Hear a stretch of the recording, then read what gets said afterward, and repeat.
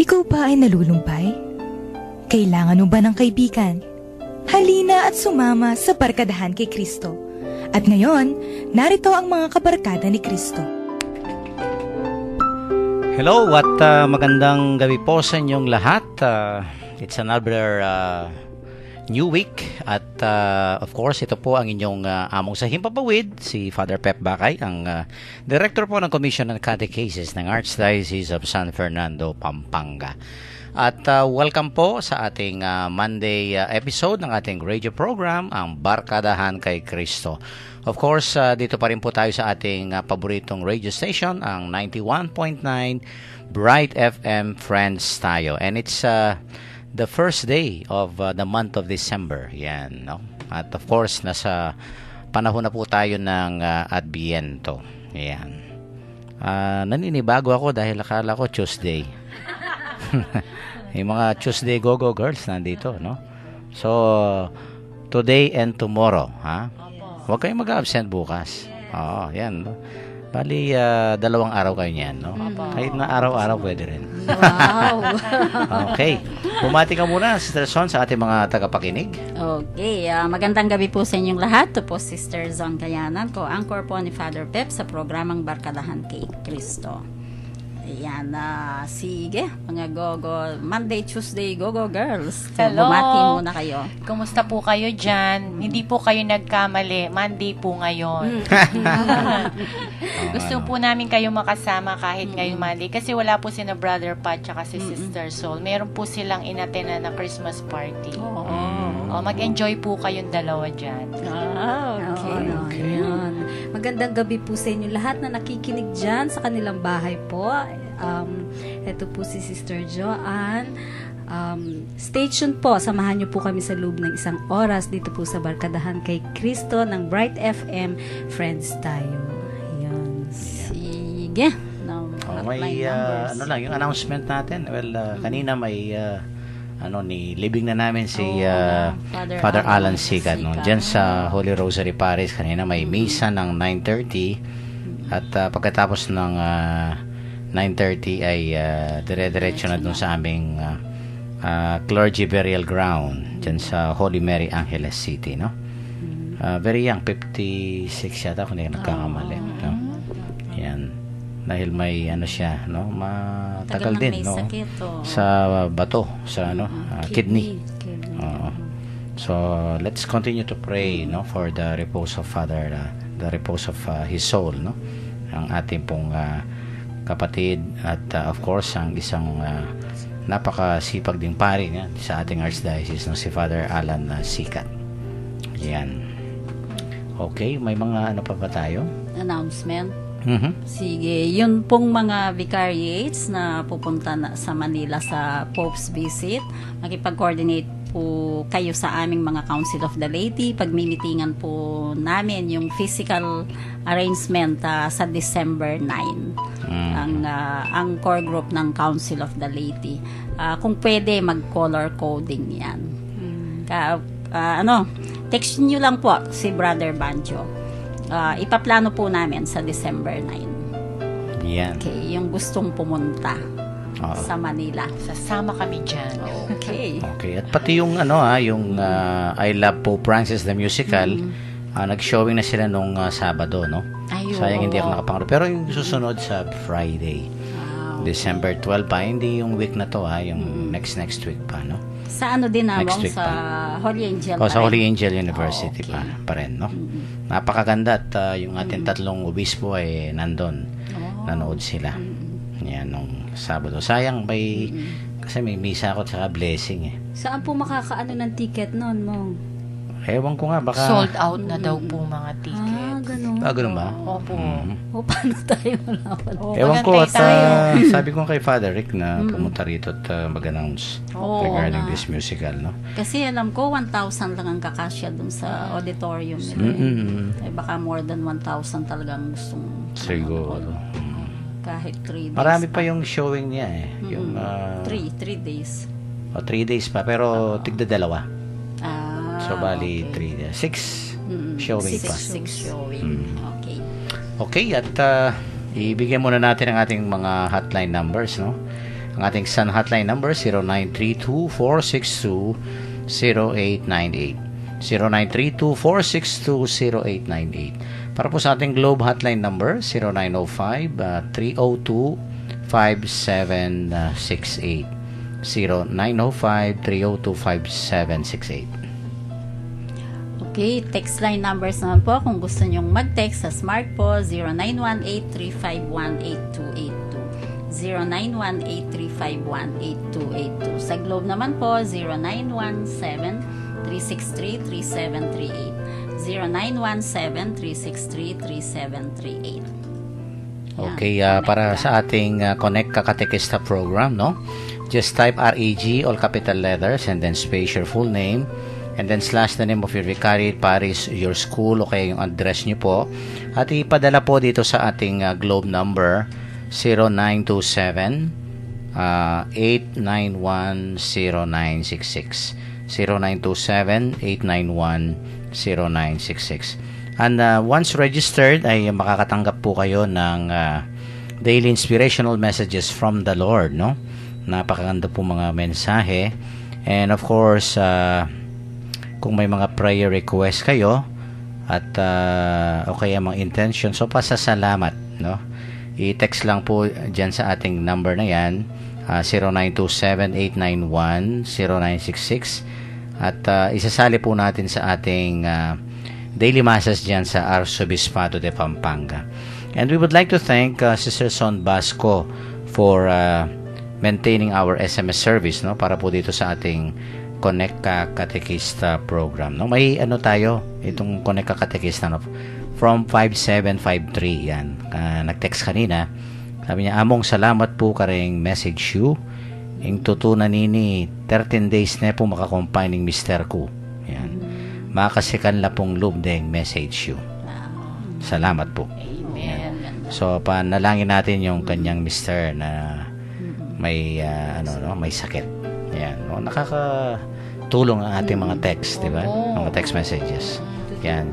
So join na kayo po dito sa ating Connect Katekista program.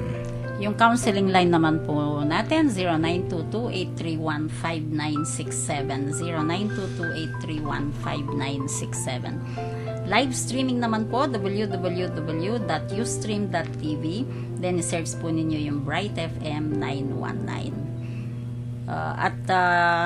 Sa Facebook naman po, Facebook account name is Barkadahan kay Cristo Pampanga.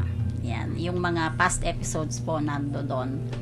At of course, salamat po kay Longlong Pascual for maintaining our Facebook accounts. Yan. Sige.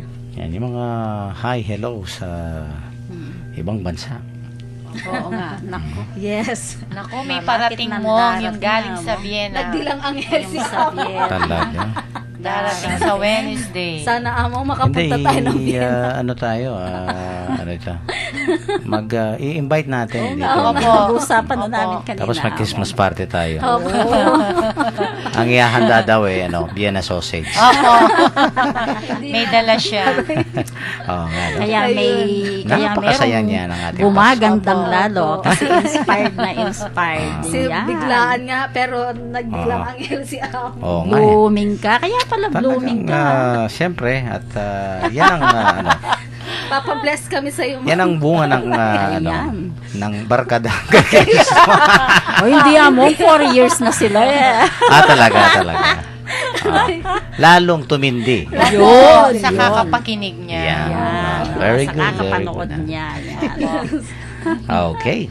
So, dahil masaya tayo ngayon, let's start, no? Opo. At sino ba yung may, okay. So, babasahin po sa atin ni Sister Son ang ating ebanghelyo sa gabing ito.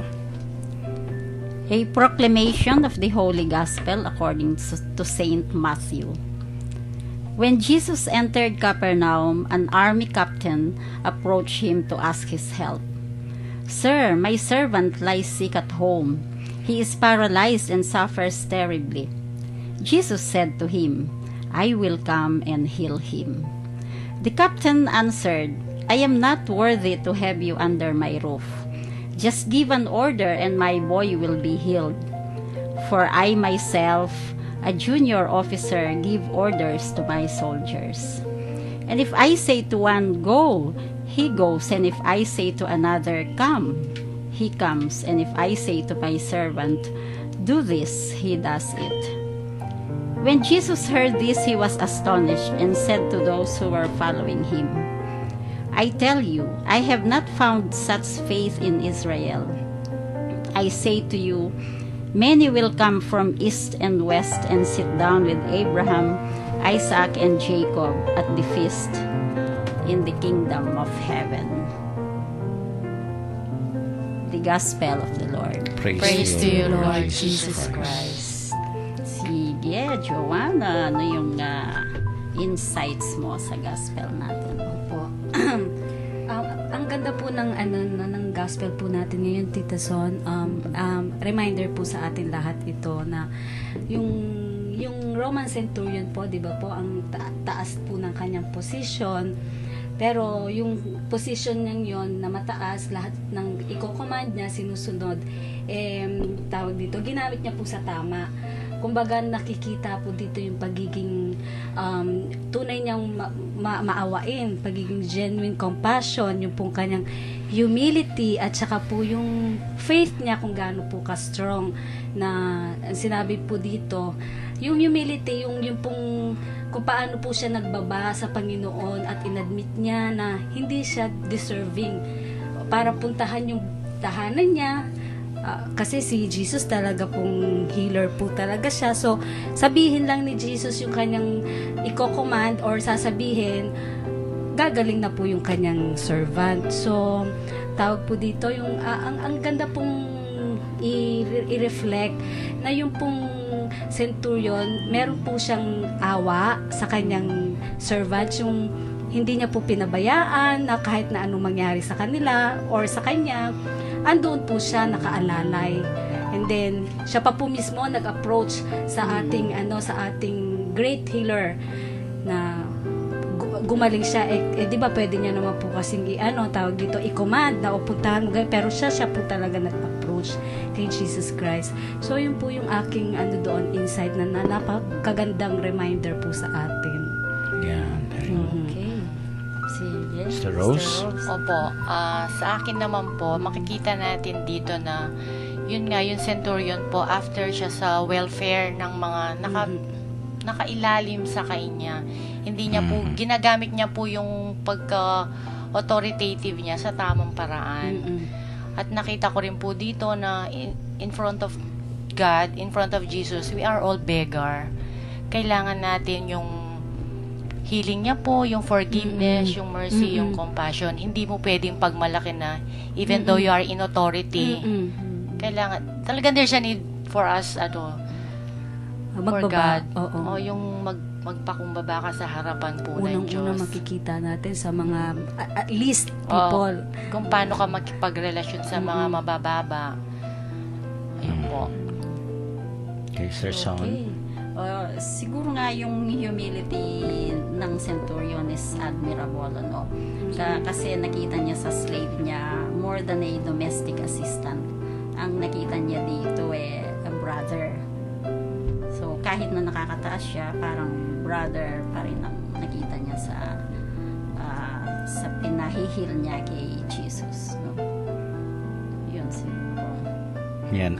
Alam mo, may naalala ko, hindi ko lang sasabihin itong pangalan.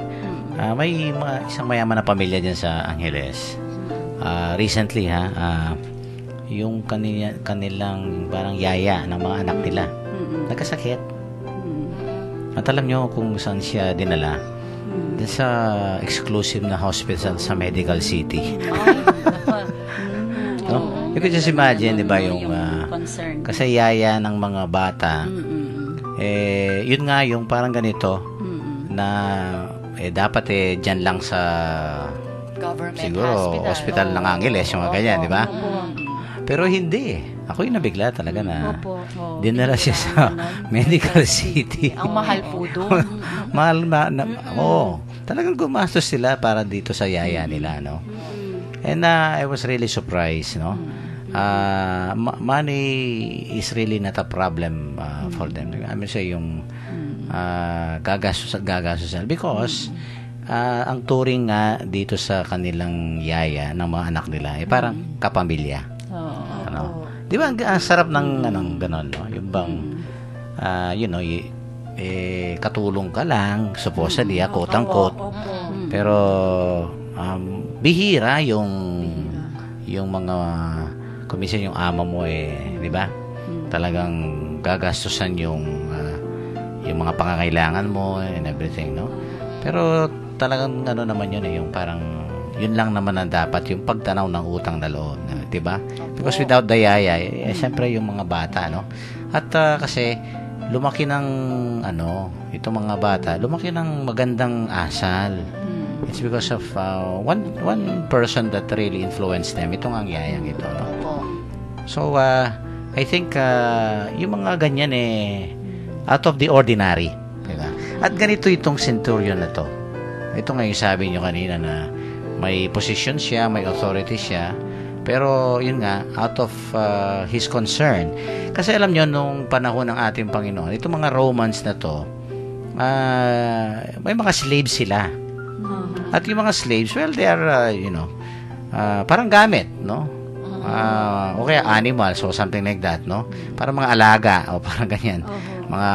Mga hayop. Kung magtrato yung iba, ganon. Kasi slaves nga ito No, during that time, talagang wala pa naman yung yung human trafficking and everything, no?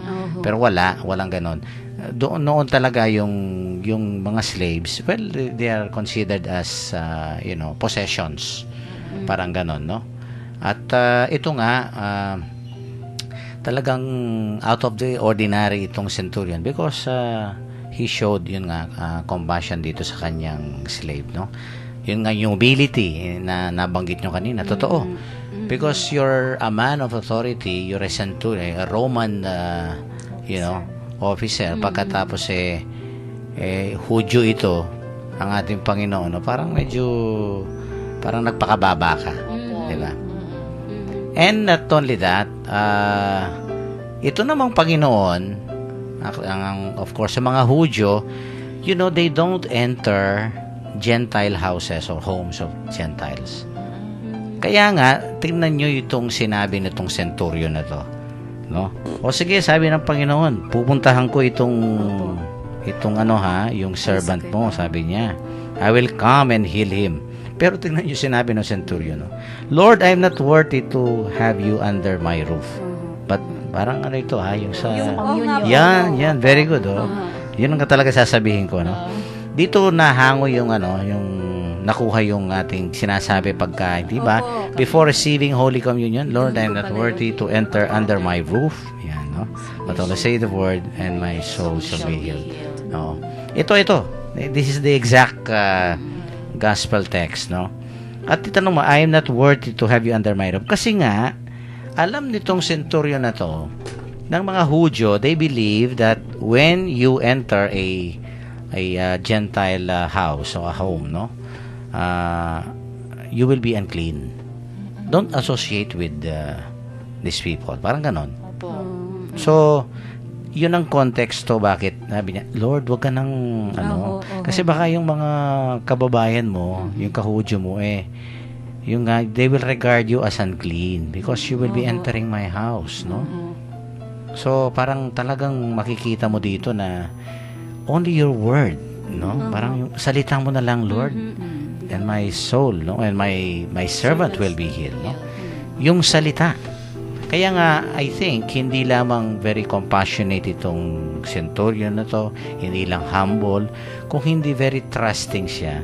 Nagtiwala sa salita lang ng ating Panginoon. Parang long distance healing ito, di ba? Yung, kumisan, di ba, yung mga healing masses dapat lumapit ka at kailangan mahawakan ka. Diba?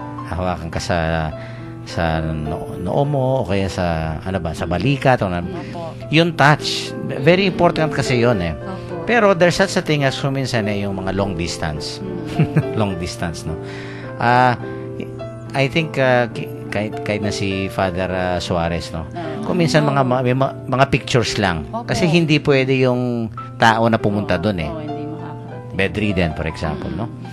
Kung minsan titignan lang sa picture. Opo. At yung picture, yun ang parang ilelehan niya.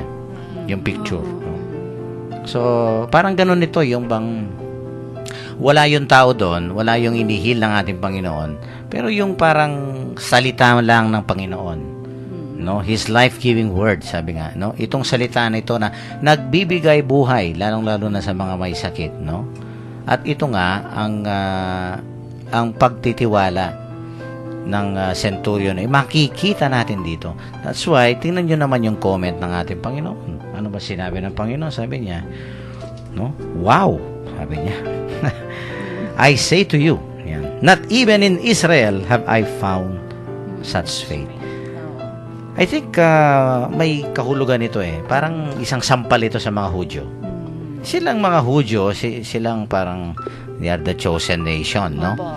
Pagkatapos sabi ng Panginoon, hindi pa ako nakakita ng pananampalatayang kasing tatag o kasing tibay nitong pananampalataya nitong centurion na ito. And this centurion was a Gentile. He was considered as, of course, a non-Jew, no? Opo. Pagan siya. But tingnan mo, hindi pa ako nakakita, sabi ng Panginoon. Wow. No? What a strong statement, no? Parang medyo nakakahiya. Opo. Di ba? Kung minsan well, sa simbahan, no? Kung minsan marami din mga, ano ba ito, yung malapit sa simbahan, parating, kumumunta sa simbahan, yung nananalangin, misa. Pero kung minsan mahina yung pagka may mga problema, pagsubok, 'di ba? Hindi ka mukha nung kung minsan kahit na, well, of course, siyempre may mga dahilan siguro, hindi ka nakakasimba, hindi ka, pero they have that deep trust, no, in the Lord, no. Ako minsan nga makikita mo ito sa mga healing masses, yung simple folks, no. Just like dyan sa Apo Shrine, di ba? Yan. Tuwing Friday talagang simple people. Yan, mga simple people, no? Pero napakalalim nung nila, pananampalataya yung faith nila, no? Yan ang palagay kong isang itinuturo sa atin itong centurion na to Kaya I think he is really extraordinary in that sense, no? Hindi siya Hudyo, no? He does not belong to the chosen nation, no? Pangalawa, ito nga, ayan, yung sabi nyo nga, no? May authority siya, pero yun, very humble, no? Parang naglakas ng loob at ano ba ito? Nakakahiya actually ang ginawa niya. Opo. Yung Kinain niya yung pride niya. Parang ganun. Diba? Hihila yung ganun sa mga matataas na posisyon, no? And at the same time, itong kanyang malasakit sa kanyang slaves, no? Kung tutuusin mo, ang dami namang mga alipin siguro ito. Bakit? Pwede niyang itapon na itong may sakit na to. Diba? Hindi na po niya pag-aksaya ng panahon. That's right. Pero That's right. Ano siya? Oo. Malasakit. May malasakit siya, di ba? At yun nga, hindi man pumasok ang ating Panginoon sa kanyang bahay dahil I am unworthy, sabi niya. Wow. No? Look at that. Look at the expression of this the faith of this centurion, no? Kaya pati si Jesus, ang ating Panginoon, talagang wow, bumilib, no? Alam ko naman po, sabi niya, because I am a man of authority. No, I can command. And you can also command because I believe. No? Your words are enough. Parang ganyan, no? Yung salita mo lamang, Lord, no? Bibitawan mo yung salitang yan, no? Kaya napaka makapangyarihan ang salita ng Diyos. Diba? It will really heal us, inspire us, enlighten us. No? Ang salita ng Diyos ay talagang pag yan ang itinanim mo sa isip at sa puso mo, no? Sabi nga nung I think last week yon yung ebanghelyo, sabi niya, my heaven and earth will pass away. I think nung yan? Sunday. Friday.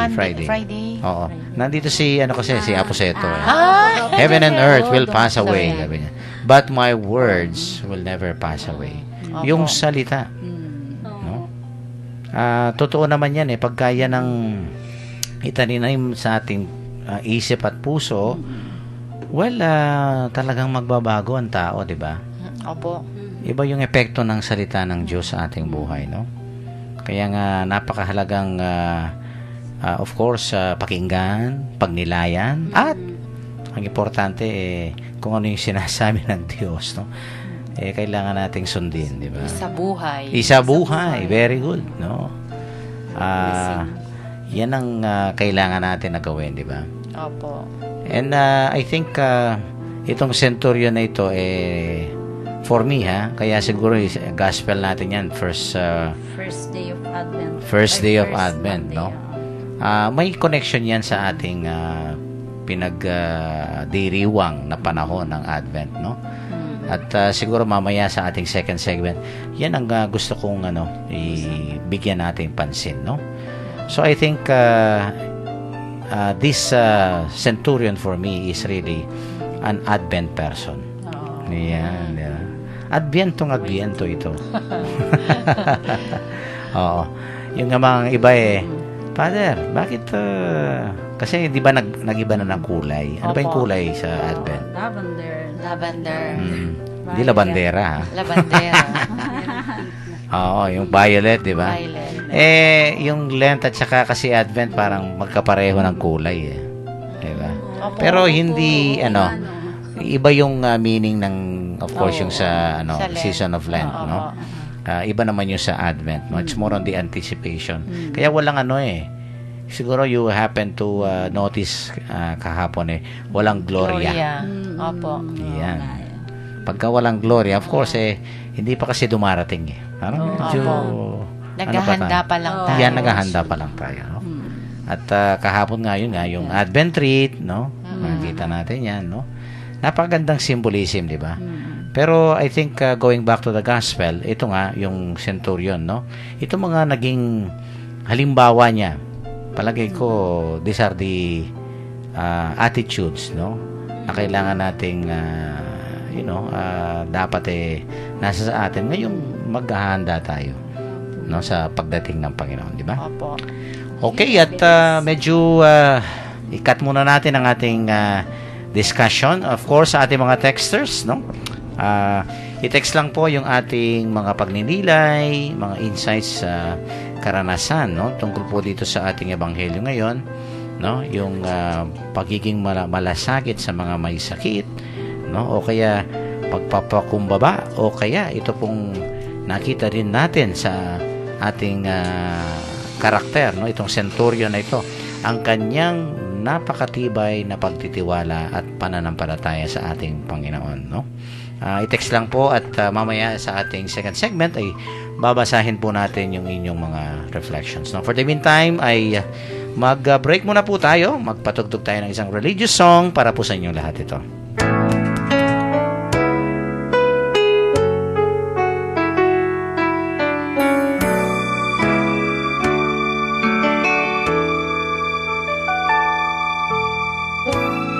He's my friend, a man yet a God, he is my friend, a servant yet a king. He stays with me every moment of my days, who's love a lamp to my feet, a light unto my path. Jesus, my friend, you are a friend to me. In sadness, joy, you stay so close to me. You poured your love, and now I know you more. Jesus, my Lord, my God, my friend.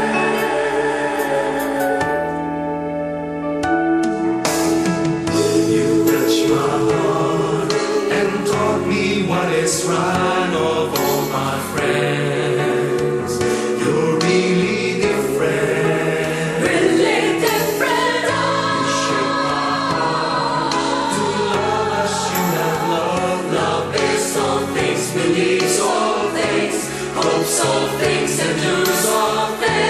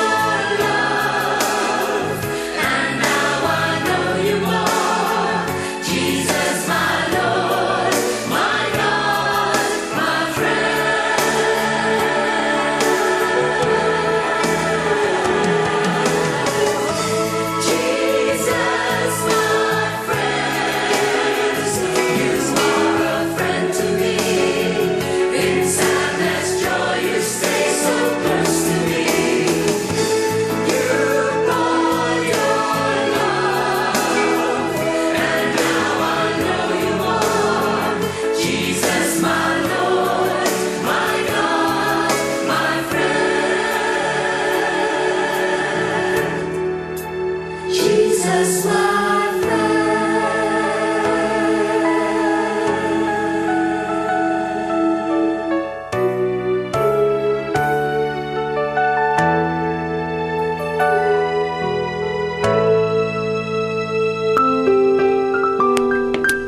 Nagbabalik po ang Barkadahan kay Kristo, ang radio program ng Archdiocese of San Fernando, Pampanga. No? Napakaganda yung ating awitin yan. Friends tayo. Jesus my friend. Yan, no? Barkadahan.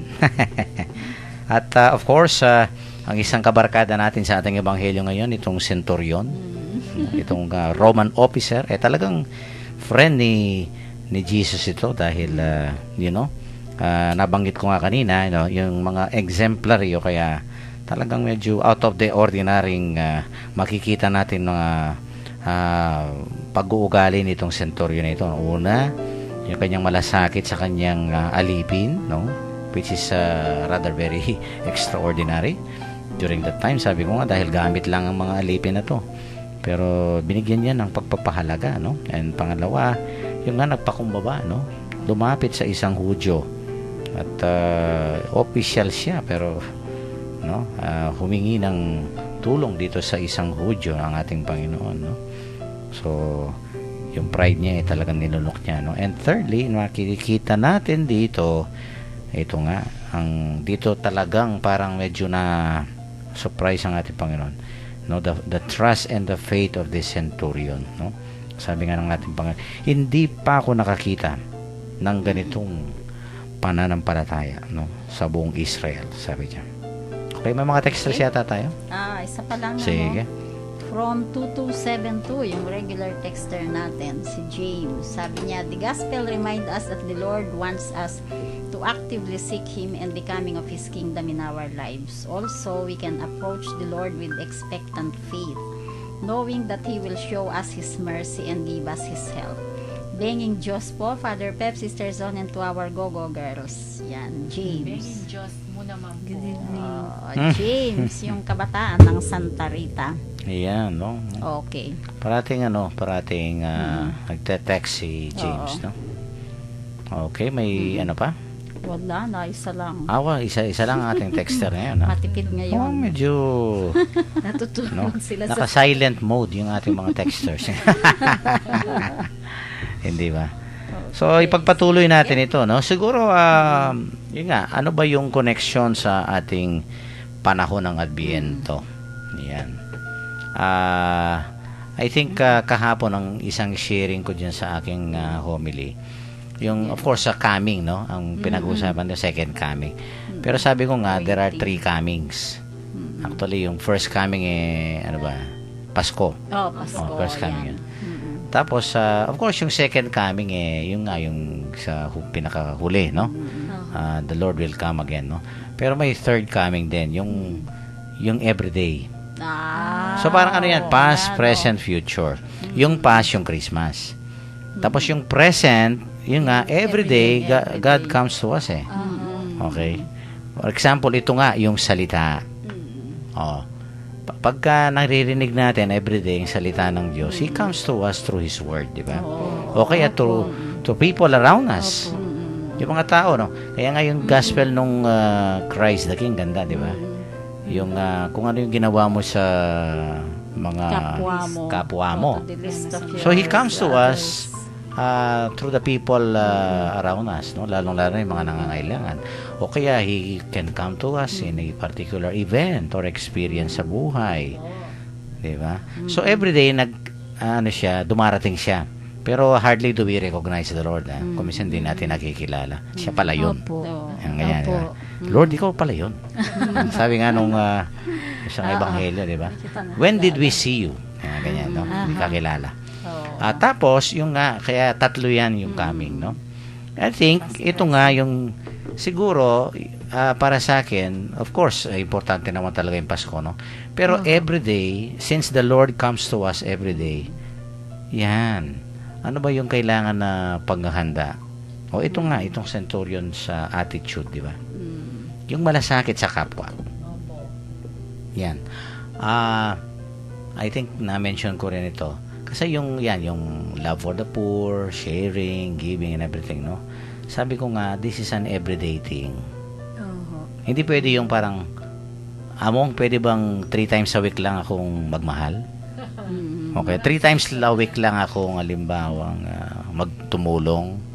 Occasional. Okay, once a week lang, pwede ba? Because every day we have a lot of opportunities, di ba? We hear the word of God, pero how do we respond? Yun nga kung minsan ang salita ng Diyos kahapon nga, no? Watch, be alert. No? Yan ang ebanghelyo, di ba? O baka paano kang alerto kung nakatunga ka dyan? Opo. Di ba? Yung concern for ito yung, I think that's a very clear Advent attitude, itong ginawa nitong centurion ito. Paghahanda sa pagdating ng Panginoon, show your love, your concern, di ba? Sa mga taong nangangailangan, di ba? Opo. That's one thing na siguro pwede natin magawa. Ito nga yung pangalawa, yung humility. Yung I'm not unworthy. Tapos humble siya, di ba? Oh, nako, mga hambog. Kung minsan yan ang temptation sa atin, no? When we have a lot of achievements, successes, kung minsan nakakalimutan natin na sabi nga dapat yung inyong paa ay ano ba yun? Tuntong sa Nakasayad pa rin sa lupa. So, isang magandang attitude yan sa paghahanda, no? Because, kung minsan nga, sabi nga ng, I think it's now Magnificat ba yun? Yung nasa taas, sabi niya, ibababa ng Panginoon. You'll never know because yun nga, kaya maging alerto ka baka naman masyado kang up and away dyan. Superman. Tapos babagsak ka, diba? Masakit siya. O kaya bigla matay-misap ka. Naku, napakasakit yan, diba? Okay, may text na yata tayo. Sige. Sa jail. Sa jail? Good PM po dito sa jail, May 33 may sakit at hiwalay sa amin. Selda 8. Ako po ang gumagabay sa kanila kahit andito ako sa piitan. Ganda naman yun. Sasama po namin kayo. Sa infirmary siguro yan.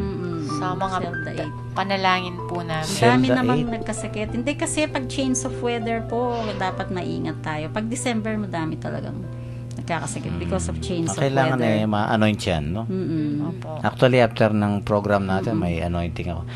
Parang ganito, no? Yung healing, no? Opo. Kailangan natin talaga na, we pray for healing. Pero kailangan, yun nga, yung attitude of humility na tao lang tayo, kung minsan nagkakasakit tayo. Kasi yung sakit, I think it's a humbling experience sa atin. Diba? Do you believe in that? Opo. Pagka nagkasakit ka, kaya yung mga na-aksidente ka. Kung minsan pangalawang buhay mo na yan, ha? Yung mga siguradong magbabago ka Yung dating medyo sakit. dating for example very proud ka sa mga achievements mo sa buhay. You will really, kung minsan maiisip mo, no? Wake up call. Wake up call. Tsaka yung ma-appreciate mo yung pag malakas ka. Pag may sakit ka, talagang helpless ka po, no? Appreciate mo, buti pa nung malakas ako, ganyan. Kaya magiging aware ka na iingatan po yung sarili. Tsaka kung minsan po di ba, si Lord, hindi ka naman instant healed Parang kailangan mo ng a change of heart. Palitan muna yung puso mo, tapos magpa-follow na po yung healing in itself. Kaya kung may sakit po kayo, magalak kayo. Parang, teka lang, pahinga lang ako. Nakikipag-commune. Nakikipag-date lang po si Jesus sa atin. Minsan kailangan tayo mag-slow down. Kaya, you think of, the more essential things sa buhay. No? Yung mga mas mahalaga. Kasi pag may sakit ka, you have time to Rest at saka to think, no? Diba? To yun reflect. Mag-reflect. Kasi hindi na busy yung mind mo Stop ka muna sa trabaho. Kasi helpless nga po, wala kang magagawa. Kung hindi mahiga, magpahinga. That's right. A time to pray. Tsaka Kaya- siguro yung read the Bible, Yun. pinakamagandang ano po yung gawin pag may sakit. Gamot. Oo. So, pag may sakit talaga, hindi lang physical, no? Opo. Yan, kailangan ma-heal din tayo emotionally, spiritually, psychologically. Naku. Kung minsan yung mga sakit daw ngayon ang root cause ay mga psychosomatic, yung mga psycho-emotional, yung mga ganyan. Anger, Depression. Oo nga. unforgiveness. Yan. Diba? Kaya tamang-tama diyan sa Advent, no? Yung sabi nga ni St. John na the Baptist, yung kung may hukay, takpan mo. Yung mga bundok, Patagin. Patagin. oo. At ano pa ba yung isa kasi? Yung kung yung daan. Crooked. Oo, yung daan ituwid mo. Opo. Yan. And it entails courage and humility on our part, no? And again, going back to our Advent person dito sa ating ebanghelyo, ang centurion, courageously, lumapit siya sa Panginoon at nagpakumbaba, no? Kaya yan kung minsan pagka may sakit tayo, kaya may problema tayo, we tend to reflect, ano kayang ibig sabihin nito, diba? Ang importante yung let us draw what is the message given to us through the sickness, through this event or experience, diba? Ako, yun ang mas mahalaga para sa akin. Kung minsan may sinasabi ang Panginoon, no? Sa mga negative experiences natin sa buhay, no? So, He comes to us, sabi ko nga. Pero, are we ready? Kung minsan no? There's not enough courage or humility on our part to accept the message, no? And, of course, lastly, itong pinakita ng centurion, yung pagtitiwala, pananampalataya sa Panginoon. Napakahalaga, no? Yung pagtitiwala, yung bang, ano ba ito? Yung pagtitiwala kasi, Lord, hindi ko na kaya ito, ikaw nang bahala. No? Yung bang, yung palang bahala na sa mga Pilipino, bathala na. Opo. Bathala, ikaw na bathala. Parang ganyan. Oo. Yan ang original ng ibig sabihin. May maganda yung bahala na. Although yung bahala na kung minsan in the negative sense of the word parang wala ka na ginagawa. Sige, bahala ka na dyan. Hindi ganun yung original na parang the positive sense of the word na bahala na. It means bathala na ang bahala. Parang ganyan, no? God will take charge. Yun ang pagtitiwala. Yung bang when we say to God, Lord, ikaw na. No? Kasi ginawa ko na lahat yung aking makakaya. No? Parang ganito yung sabi ng centurion. Parang ganun ang sinasabi niya. Lord, ginawa ko na pero talagang hindi ko magamot Parang siguro, ikaw lang ang makakagamot nito. Kaya nga lumapit na ako, Lord. Yung parang ganyan. Parang bang, it's not really a hopeless situation, but I think it is just a matter of, itong centurion na ito, alam niya that Jesus can do something for His servant. No? Yun ang pagtitiwala na, kaya nga sabi ng Panginoon, hindi ba sa isang, I think gospel, sabi niya do you think I can do this? Di ba? Oh, yes, Lord. Parang, nagtitiwala ka ba? Baka sabihin mo sa akin, wala bang ibang Diyos dyan? baka maghanap ka ng ibang Diyos dyan, di ba? Pero, when we ask something from the Lord, sana let's make Him feel na He's the only one. And we believe He can give it and He's the only one. Wala nang iba. Diba? Period. Yan ang pagtitiwala, di ba? Okay, may texter yata tayo. Tinatanong sa'yo, Among, kung may simbang gabi sila. Sa Pampanga Provincial. Oo. Sabi ko yung umaga na lang. Umaga na lang. Simbang Kasi umaga. medyo Oo.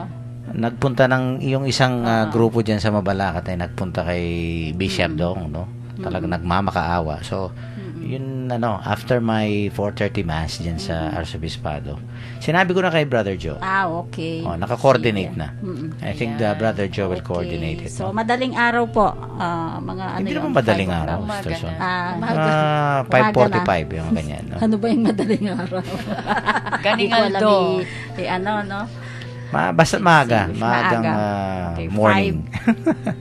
Oo, mga 5:45 siguro. Bago mag-sunrise. Kasi 4:30 yung mass ko dyan sa Arsobispado. So, Ayun, matatapos ng aga po pala. 5:30. Kung minsan hindi man 5:30, alam mo naman yung mga tao dyan. Marami and everything. Nasabi ko na kay Brother Joe. Sige. Yun Huwag po kayong mag-alala. Ayan. At tayong magkakasama-sama Yun. sa simbang gabi, no? Kaya pwede natin bisitahin yung mga may sakit nila, no? Opo. Oo. Dami nila yung 30. Yes, oo. Alam mo, kung tatanungin niyo ako, itong ginawa ng Panginoon, yung healing, no? This is one, I think, very fulfilling moment in the life of a priest, no? Pag nag-na-anoint kami. Mamaya nga mag-anoint ako, no? Last week, may namamatay dyan sa, sa Makabali. Oh. So, wala silang mahanap na pare. Tamang-tama yun, nasa office ako at yun nga, ang dami mga trabaho, pero agad akong tumayo dahil nga namamatay na eh. Yung bang yung ano ba ito, yung ginaganyan yung manual eh, para makahinga lang eh. Ano ba yun? Pinapump yun? Oo. Talagang umiiyak na yung mga kapatid niya. Matanda na, lalaki. So, talagang wala na, naghihingalo na. So, viaticum yung bang the last rites na talaga. Opo. Makikita mo na hindi na masyadong gumagalaw, pero humihinga dahil nga dun sa, yung pump? And I asked the family, no? Yun nga, yung the power of prayer, no? Ito nga yung ginawa ng centurion dito, no? Lord, I'm not worthy, no? Ako rin pagkaganyan yung Lord, no? Heal this person, no? Ikaw lang. Kung hindi mo na ma-heal, yun nga pagka medyo yung naghihingalo na. Kasi may yung last rites, no? Hinahanda mo na. Paghahanda. Para bang yun nga yung ilang saglit na lang, no? Handa mo yung may sakit kung naririnig niya. Kung minsan kasi naririnig pa nila eh. Opo. 'Di ba? Last po yung sa mga senses natin, huling-huli po yung hearing. Yeah. Kaya naririnig po. Although hindi sila nakakapag-response. So naririnig pa. So sabi ko nga pagka ganyan yung sumabay sila sa panalangin, number 1, yung maghanda kasi wala na eh yung hindi mo na makapag-kumpisal dahil nga wala na. Yung nag-aagaw buhay na, no? And of course, kailangan din na mahanda mo yung pamilyang nandun. Ay, nako. Kung minsan talagang humihiyaw na. Yung bang magawawala na, talagang yung iyak nila, no? Kasi nga, alam naman nila na it's just a matter of time. So, pagka ganyan yung ginawa ng ating Panginoon, no? Yung words, no? Kasi yung mga salita mo dapat talaga dyan no? Salita ng Diyos talaga. Very powerful. Paano mong ihahanda yung may sakit, yung namamatay na, tapos paano mong ihahanda? It's only God's word who can really at that point can give them comfort, consolation. No amount of encouragement will really give them comfort, no? Na yung mga ang kailangan mong maibigay sa kanila at mapakinggan nila yung mga salita ng Diyos, no? Kaya nga yung sa Viaticum yung nga may yung rights na Lord have mercy, no? Patawarin niyo po itong ganyan, no? We call upon the Lord, no? And I think napakaganda nung nung last rites talaga pagka naghihingalo na. It will really prepare the person dying and at the same time itong pamilya, no? Kaya parang instrumento lang tayo doon, no? Kaya itong centurion na ito parang feeling ko talaga parang yun nga he was just an instrument, no? Ang talagang nag-heal dito sa sakit ng kanyang alipin ang ating Panginoon. I always feel that pagka ako'y nag-anoint, no? It's not me, but it's the Lord healing this person, no? Okay, may mga texters yata tayo. Meron pa. Sige. Good PM po, Lanya Day every Miyerkules 12 noon at every Sabado 3 to 5 PM Makabali. Sa JBL naman, every Sunday through 3 to 5 PM. Brother Joe po ito. Yun. Oo, yung Yun, mga may anointing. schedule pala eh. Opo. Tapos meron pang Sige. isa from Jonard, yung nag-co-host dito. Si last Jonard, week, okay. oo. Kung gusto natin ng grasya ng Panginoon, matuto tayong magpakababa at magtiwala. Good evening po, Among at mga sisters. Jonard. Good evening. Yan. Good evening. Okay. So talagang sa healing na yan, the bottom line ay yan nga yung pagtitiwala, no? Yung pananampalataya. Although dito sa ating ebanghelyo, hindi naman yung directly yung taong yung alipin, no, ang may pagtitiwala o pananampalataya, di ba? It was the centurion. Kaya nga, alam nyo, I think this will really give us the idea na napakahalaga ng support ng ibang tao. Di ba? Yan. Opo. Yung support ng community. You remember may ganito ring yung bang paralytic na binaba? Opo, yung mga kaibigan. Yung mga kaibigan, Ang no? nag-effort. Hindi yung may sakit. Opo. Without those mga kaibigan niya, kabarkada niya, siguro hindi makita ng Panginoon, hindi mamit ng Panginoon, di ba? Because yun nga, nagsasaksakan dun sa sa bahay. Kaya nga very creative, no? It was actually not the fate of the sick person, but the fate of those friends na talagang medyo na-surprise ng Panginoon. Likewise dito sa centurion na to. Ang centurion hindi ang may sakit. Opo. Pero siya ang naghihingi ng tulong para sa may sakit. Mong parang din po, let's say, pag na-receive natin yung graces, blessing ni Lord, parang nobody can stop us to share that blessing. So, parang nagiging bridge po tayo. Yun, no? Para ma-experience din po yung love ng Panginoon ng ibang tao through us. Yeah. Kaya nga siguro kailangan in this season of Advent, no? Lalong-lalo na yung mga may sakit siguro. Let's be an instrument, no, na they will tayo ang maging parang daan para magkaroon sila ng kagalingan, di ba? Yan, mga Advent people, yung bang let's help people to prepare. Mga ganyan. Kasi nga, you'll never know, baka itong alipin na to, I don't know, baka hindi natin alam, no? Pero I presume, na-heal siya, no? Opo. Yan, oo. At, yun nga, tinanggap niya itong biyayang kagalingan na, of course, the words of the Lord, no? Yung mga salita ng Panginoon na nagbigay ng, yung healing, no? Dito sa alipin ng centurion na to. Okay, at wala na may mga texters? Wala na mo. Okay, so let us end our